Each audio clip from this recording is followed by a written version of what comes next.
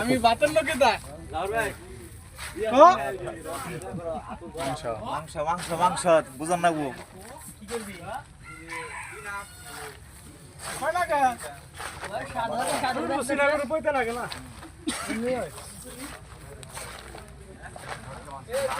আপনারা সকলে দোয়া করবেন আমাদের আশা যেন সুন্দরভাবে পরিপূর্ণ করতে পারি।